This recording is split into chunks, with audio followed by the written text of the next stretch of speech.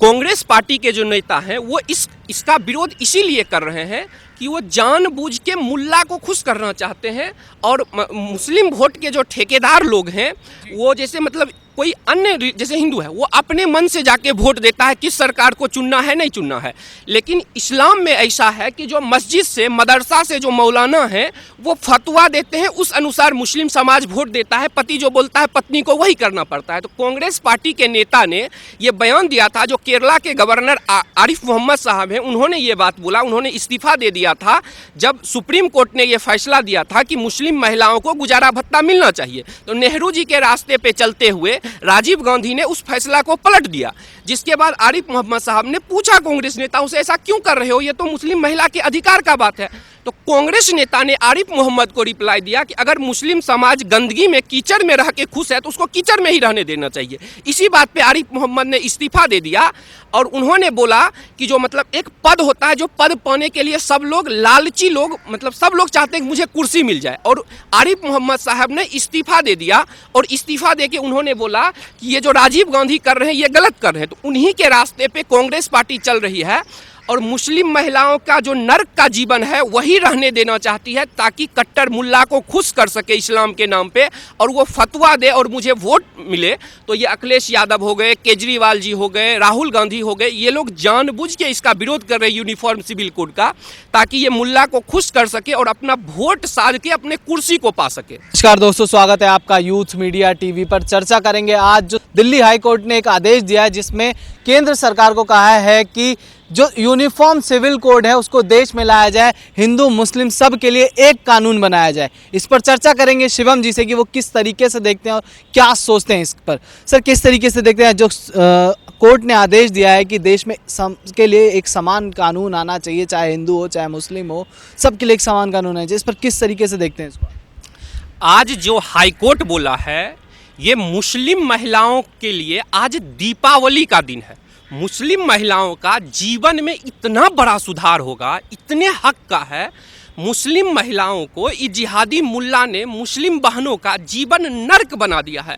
अभी मैं बताता हूँ कि मुस्लिम महिला पे ये लोग शरिया के नाम पे ये जिहादी जो है मुल्ला जो है ये लोग मुस्लिम महिला पे कितना अत्याचार करता है। मैं बताता हूँ कि जीवन नर्क बना दिया है मुस्लिम महिला का। इन लोग का जो है मतलब मुस्लिम महिला जैसे हिंदू महिला है, ठीक है, उसका है कि 18 साल उसका एज होगा मिनिमम तब शादी कर सकती है, जबकि मुस्लिम महिला जो है 12 साल की लड़की से 40 साल का मुल्ला शादी कर लेता है।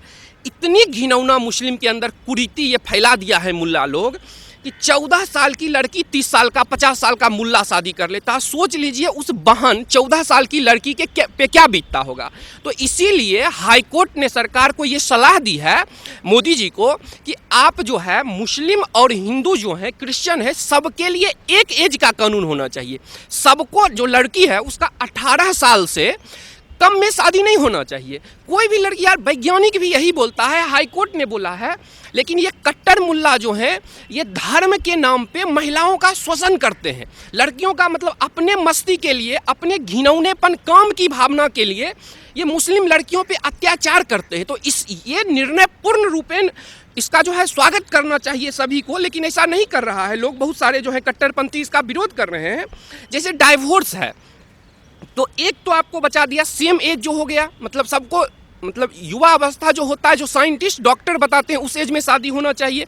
एक होता है डाइवोर्स, जैसे मुस्लिम महिला जो है उसको मतलब पहले तो ऐसा था कि अगर सो के उठी, थोड़ा लेट उठ गई, तलाक तलाक तलाक करके घर से निकाल दिया। लेकिन मोदी जी ने क्या किया, उसको ख़त्म कर दिया। तो अब क्या करता है ये लोग, अब दूसरा रास्ता अपनाता है कि 1 महीना में तलाक बोल दिया, फिर 1 महीना में बोल दिया, फिर 1 महीना, यानी 3 महीना में घर से निकाल देता है। अभी भी मुस्लिम महिलाओं का इजाज़त नहीं लेना होता है, मतलब उसको एक वस्तु की तरह यूजलेस यूज किया मुस्लिम महिलाओं को, फिर घर से निकाल के फेंक दिया। तो इस पर भी हाई कोर्ट का यही कहना है कि जिस तरह हिंदू महिलाओं को तलाक में सहमति होती है उसी तरह मुस्लिम बहनों को भी ये अधिकार मिलना चाहिए कि जब तलाक हो तो हस्बैंड वाइफ दोनों का मर्जी। ऐसा नहीं कि घर से महिला को निकाल के फेंक दिया, जैसे कि पहले तो बिल्कुल घिनौनापन था। लेकिन मोदी जी ने थोड़ा सा सुधार किया है, लेकिन अभी और बहुत ज़्यादा सुधार जो है बाकी है, जिस ओर हाईकोर्ट का ये कदम स्वागत योग्य है। और इसमें तीसरा बिंदु आता है गुजारा भत्ता। यानी कि जैसे अगर कोई हिंदू पुरुष अपनी पत्नी को तलाक देता है तो उसको गुजारा भत्ता देना पड़ेगा कि वो आगे जीवन कैसे जिएगी। देश मतलब फ्रांस हो गया, अमेरिका हो गया, सब जगह ये लोग वहाँ का कॉपी करते हैं ये जो लोग हैं। लेकिन यहाँ आके पता नहीं ये लोग हिपोक्रिट क्यों हो जाते हैं कि मुस्लिम बहनों को घर से जब निकाल देते हैं तो उनको गुजारा भत्ता नहीं देते हैं। इसको लेके पहले सुप्रीम कोर्ट ने भी फैसला दिया था जिसे राजीव गांधी ने पलट दिया। इसके बाद एक होता है गोद लेने का नियम। जैसे कोई हिंदू पुरुष है या महिला है, ठीक है, वो चाहेगी कि हम किसी लड़का को गोद ले लें तो वो गोद ले सकती है। लेकिन शरिया के रूप में ये लोग जो दुरुपयोग कर रहे हैं या सदुपयोग, अलग अलग लोगों का अलग अलग दावा है। इसमें भी जो मुस्लिम बहन है उन्हें गोद लेने का अधिकार नहीं मिलता है। यानी अगर उन्हें बच्चा नहीं हुआ तो उन्हें पति घर से निकाल दिया, गुजारा भत्ता भी नहीं देता है और उनको गोद लेने का भी अधिकार नहीं है। तो इसके खिलाफ भी हाईकोर्ट बोला है कि सभी को जो है बराबर कानून, जिस तरह हिंदू महिला गोद ले सकती है उसी तरह मुस्लिम महिलाओं को भी गोद लेने का अधिकार होना चाहिए। एक प्रॉपर्टी का नियम होता है, जैसे कि जो क्या कहते हैं, अगर कोई मेरे पापा का जो संपत्ति है, मैं हिंदू हूँ तो मेरे बहनों का भी उसमें अधिकार होगा। लेकिन मुस्लिम महिलाएं जो है उनको पिता के प्रॉपर्टी में भी अधिकार नहीं है। यानी पति उसको तलाक दे के घर से निकाल दिया, उसके बाद उसको पिता के प्रॉपर्टी में भी अधिकार नहीं है। और ये बहु विवाह जो है, यानी कि पहले जो था मतलब हिंदू 1955 के अप्रॉक्स हिंदू में भी ये था कि वो बहु विवाह कर सकते हैं, एक साथ दो पत्नी रख सकते हैं। लेकिन 1956 में हिंदू कोड बिल आया, अंबेडकर जी चाहते थे सिविल कोड बिल आए, लेकिन नेहरू जी ने तुष्टीकरण के लिए मतलब कट्टर मुल्ला को खुश करने के लिए, जिसका फॉलो राजीव गांधी ने भी किया, उन्होंने ये अधिकार दे दिया मुस्लिम को कि वो 4 शादी कर सकती है। यानी मुस्लिम महिलाओं पे हर हमेशा ये खतरा का तालाक लटकता रहता है कि कब घर से निकाल देगा तालाक बोल के, कब सौतन ले आएगा। एक साथ 4 पत्नी ला सकता है मुस्लिम पुरुष। तो इस पे हाईकोर्ट ने ये बोला है कि ये घिनौना चीज है, ये महिलाओं पे शोषण है, महिलाओं पे अत्याचार है। तो इसीलिए मोदी सरकार को ये सलाह दी है, जो कि हमारा संविधान का आर्टिकल 44 भी बोलता है और अंबेडकर जी ने भी बोला था कि जो एक कानून होना चाहिए, मुस्लिम महिलाओं का शोषण नहीं होना चाहिए। इसका स्वागत करते हैं हम। सर, कांग्रेस पार्टी इस बिल का विरोध कर रही, जो कोर्ट ने बोला उस बात का विरोध कर रही है, इसको किस तरीके से देखिए, कांग्रेस पार्टी जो इसका विरोध कर रही है या फिर समाजवादी पार्टी हो गई, ये लोग जो अपने आप को तथाकथित सेकुलर होने का दावा करती है। केरला के गवर्नर जो अभी एक बने हैं आरिफ मोहम्मद साहब, उन्होंने जब राजीव गांधी ने मुस्लिम महिलाओं के पक्ष में जो बयान आया था, ये ऑर्डर आया था सुप्रीम कोर्ट का, उसको कोर्ट से पलट दिया। तो आरिफ मोहम्मद ने उसका विरोध किया।